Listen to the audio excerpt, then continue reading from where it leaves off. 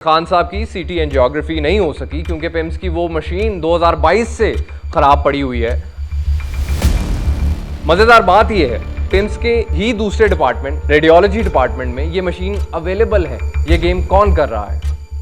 छोटे मियाँ साहब इस कोशिश में हैं कि बड़े खुश रहें, क्योंकि अगर वो नाराज हुए तो उनकी हुकूमत का दी एंड हो जाएगा।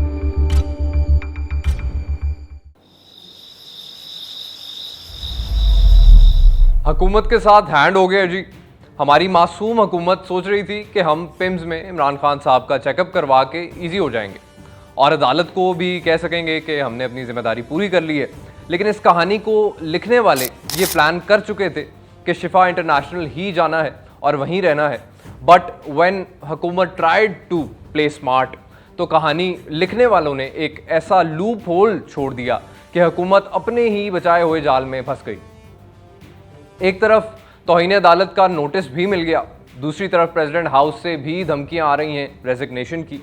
मोहसिन नकवी भाई भाई वाला वाकया अभी आगे छेड़ते हैं। पहले ये समझे कि हुकूमत कहां फंस गई है।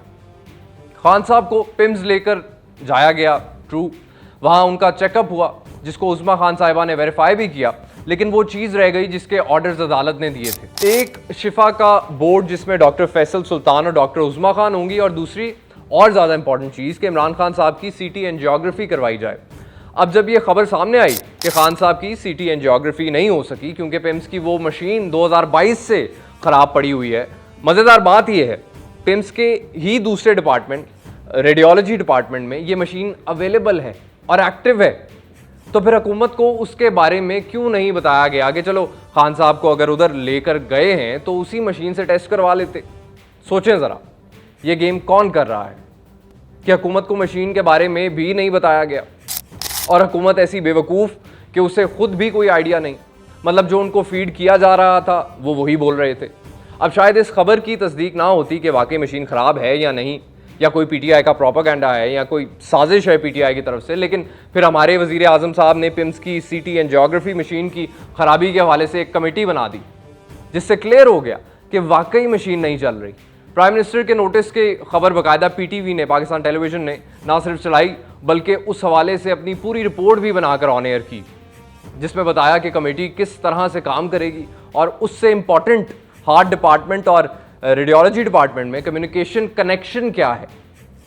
अब आए ज़रा मोहसिन नकवी भाई भाई की तरफ। ये मैं नहीं कह रहा बल्कि पीटीआई के अपने लोग कह रहे हैं कि इमरान खान साहब का करीबी साथी और साबिक कैबिनेट मेंबर शहजाद अकबर, उसने मोहसिन नकवी भाई भाई की वेरिफिकेशन की है।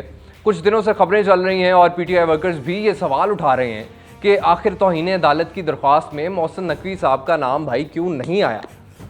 अब स्टोरी ये खुली है कि मोहसिन नकवी साहब, जिनके ना सिर्फ सोहेल अफरीदी, बैरिस्टर गौहर बल्कि अलीमा खान साहिबा के साथ भी गहरे कनेक्शंस हैं, अब मोहसिन नकवी साहब डील में आगे हैं।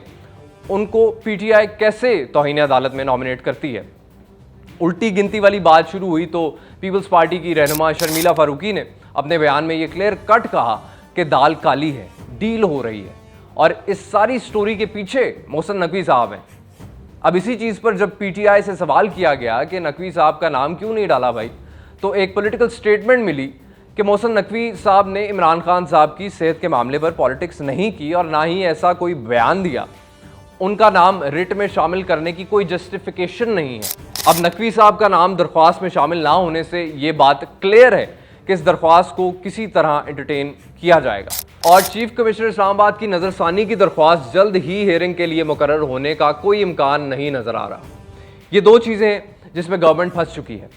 आगे आ जाएं। मौलाना फजलुर रहमान साहब अपने कदम शरीफ बढ़ा चुके हैं। ऑपोजिशन के साथ मुलाकातें करने के बाद अपना अगला लाहे अमल भी दे गए हैं। ऑपोजिशन अलायंस की बात करते हुए मौलाना फरमाते हैं कि पहले अपने सियासी मसाइल हल करें, सूबे बाद में भी बन सकते हैं। ये स्टेटमेंट ना सिर्फ फैसला साजों के खिलाफ डिक्लेरेशन ऑफ वॉर है, बल्कि पीपल्स पार्टी को भी इन्विटेशन दिया गया है कि ऑपोजिशन बेंचेस पर आकर बैठ जाएं। यहीं से असल स्टोरी शुरू होती है।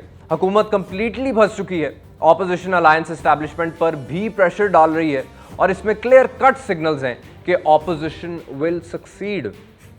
यहाँ किसी और का कुछ नहीं जाएगा। खान साहब के साथ मामला ठीक होंगे, 28th अमेंडमेंट आएगी, सूबे बनेंगे, लेकिन हुकूमत जो अपना सब कुछ एट रिस्क लगा चुकी है उसका कुछ नहीं बचना।